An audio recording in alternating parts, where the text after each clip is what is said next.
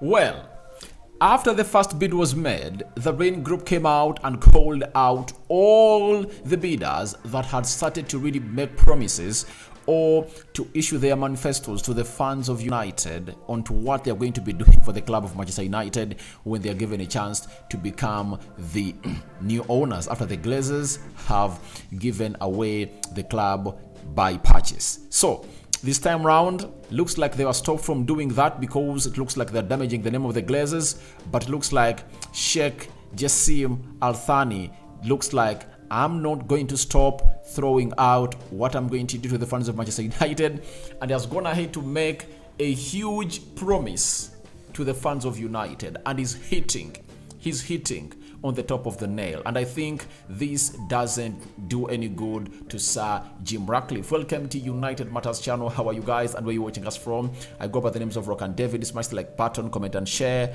If at all you're watching us for the very first time, lower right bottom corner is the place to be. And we're talking about Eriksen is back and finally has posted photos of how his transformation has been going in through. And obviously lastly, we're talking about Malacia, his former teammate and now an ex-United legend known as Van Persie has come out and really issued a statement on how hugely talented Malacia is. So without further ado, let's start it off with Sheikh Jassim Al Thani. He has told us the following via the Tele Football that Sheikh Jassim Al Thani investing into Manchester United could total to 7 billion. That's it. New stadium, men's and women's team funding, academy, training ground. And when you hear about all those things, they are really important. One will say, what's important about the new stadium? Because it's really nothing for us. Can I tell you something? Jesus, on his being unveiled as an Arsenal player, came out and confirmed to us that the reason as to why he went in and really fell in for a move of Arsenal, the stadium. So the stadium was really one of those things that were really important for Jesus to make a decision. And secondly, look at the new stadium. Look at the stadium the teams are really having. West Ham, Tottenham, Arsenal, Man City. You get even Everton has built a new stadium, the new state of art of stadiums, and he's promising to build us one. And I don't think that Sir Jim Ratcliffe will build us a stadium very, very soon. But looks like Sheikh Jassim Al Thani of the Qataris is really willing to be a hands-on owner. He wants to turn things around and has talked about the men and women's team. Let me throw it here. Secondly, he has talked about the men's and women's team funding. Now, before you go to the men and women's team funding, let's first really get done with the stadium. How does the stadium really help you up? Barcelona, over the weekend, made 8 million euros from the game they played against Real Madrid. Now, imagine if United is having a stadium that has a seater of 100,000, because Barcelona has a stadium that has close to 90,000 plus. So, if at all Sheikh Jassim Al Thani can build a new stadium for Manchester United that can have a seater of 100,000 people, that means making a lot of money. If at all we can have the games against Arsenal, Liverpool, Chelsea, Man City, which other team? Chelsea, Man City, Liverpool and Arsenal collect £8 million per game. That means in only 4 of those games we would have collected close to £40 million. Yet we are having very many other games to go. And if at all you're playing the Champions League, you can find yourself getting fixtures of teams like Barcelona, Real Madrid, at least twice. So that can really elevate our income to 200 or 300 million pounds coming from the gate collection. That's the importance of really getting a new stadium, because when you get a new stadium, it will be having new stores, new game stations, and very many other things. And let me tell you this, or let me bring you up to speed. The amount of money that someone pays for to go in and watch the game of football is really less compared to the amount of money he spends while he's at the pitch, like buying drinks, food, shopping, merchandise. So that is the new state of art that Sheikh Jassim Al Thani of the Qataris is trying to bring in at Manchester United. Let's talk about funding the men's and women's team. When you look at Manchester United, funding has always not been the problem, but who are we spending on, and who is really running our day-to-day business of really negotiating the deals? That's why I really saw a new negotiator having brought in at Manchester United, because Matt Judge,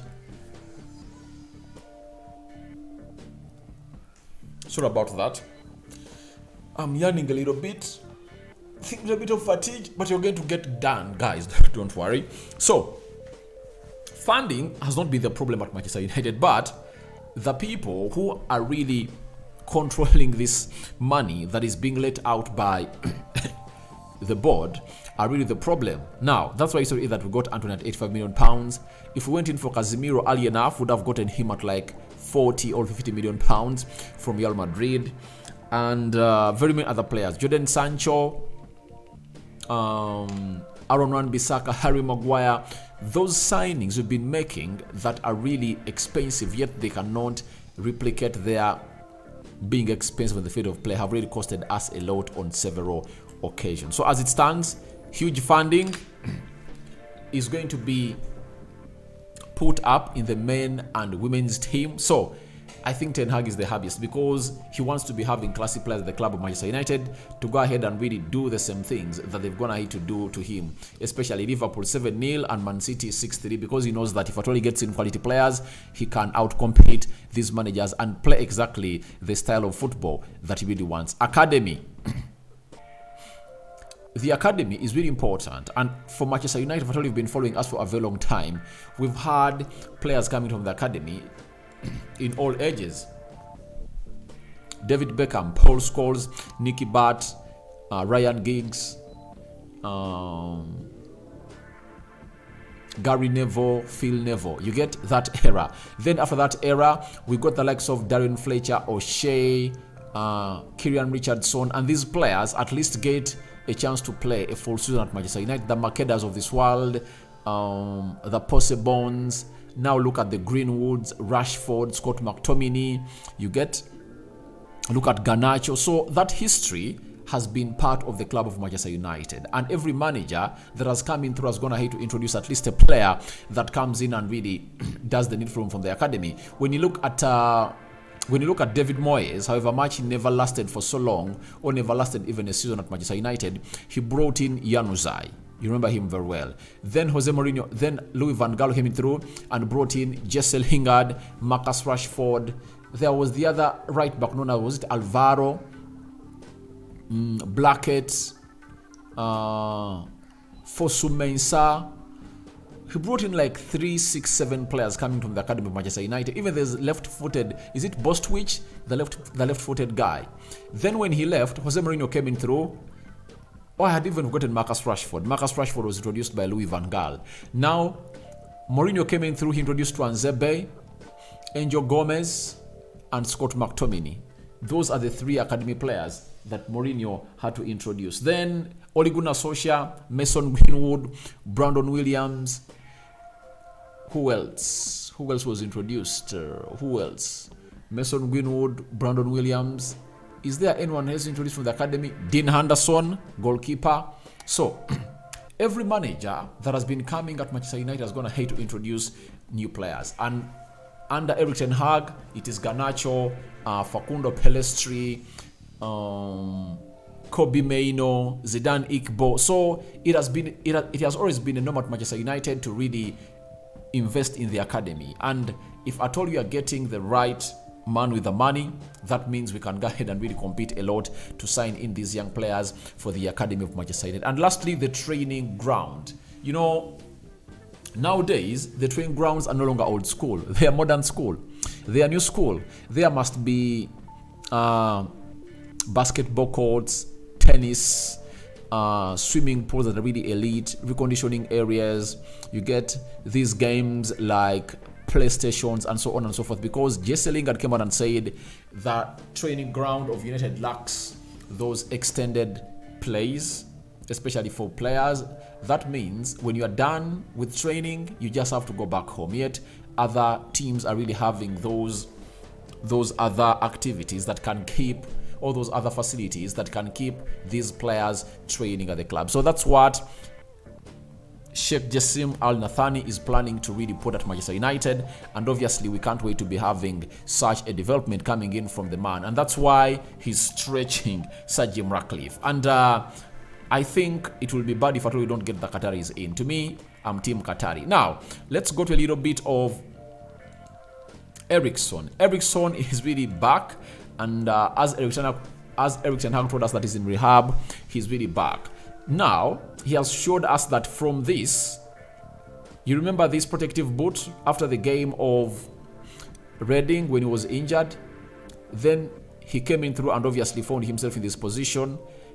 You get putting in these boots. These are just canvases, and now he's ready to put on a football playing boot, meaning that he's back on the grass to kick the ball, and that is some good news coming in from Eriksen. And I believe he's returning back is really going to help us strengthen our midfield in those games that Casemiro is going to be away, especially the game of Brentford, Everton, and Newcastle. If I do not having Casemiro, at least you'll be having Eriksen, who's going to give you a little bit of control into that midfield. If at all you can get him and Sabitzer to get that job done and dusted ahead of Bruno Fernandes, then I think we can be having at least a little bit of a stronger midfield than we've always had as United played without Casemiro. So it's really great. Let's pray to it hard that he's part of the Newcastle game, even if he's going to be off the bench. Let's pray to it hard. Let's pray to it that he comes in and be part of that game. So he's really a very huge boost as we head into these games against Sevilla, Brighton in the FA Cup semi-final. You'll always want to have him in there playing that beautiful game of football. That is Eriksen for you. Now let's go to the last story. It's all about Tyrell Malacia and what the former United player that Ferguson signed from Arsenal known as Van Persie has gone ahead to say about Tyrell Malacia. This is what Robin Van Persie had to say. He said, every transfer window you have to bring in 2 or 3 good players, and Malacia is one of them. He wasn't really known before he arrived. I played with him, so I knew how good he was, and he still is, and he proves that in every game. That is Robin Van Persie. So Robin Van Persie knows Tyrell Malacia on a personal basis. They play together. They play together at Feyenoord. You know, Feyenoord is really that boyhood club of Robin Van Persie, and that's where he went to retire or hang up his boots from. And that's the photo of him and Tyrell Malacia trying to go on and really tell him that you're going to make it, and you're going to make it big into this football industry. So that is Tyrell Malacia and Robin Van Persie. So guys, I'm welcoming your thoughts onto the huge Qatari promise that has been made to Manchester United. What do you think about it? Then Sir Jim Ratcliffe is being overstretched. Do you believe it or not? And Eriksen is bounce back. He's back, and now he's really putting on the footballing shoes or footballing boots, ready to go ahead and really play that beautiful game of football. What do you think about Robin Van Persie's say about Tyrell Malacia? And that's the first video of the day. We call it quits for now. See you later, and may the Almighty bless you abundantly. And David remains my name. I sign out for now. See you later. Bye bye. Let's see close to 100 likes smashed onto this video, because it will go viral if I told you go ahead and video this or not. So first video, I'm returning back with more and more and more stories, as they're only and only Manchester United. Bye bye.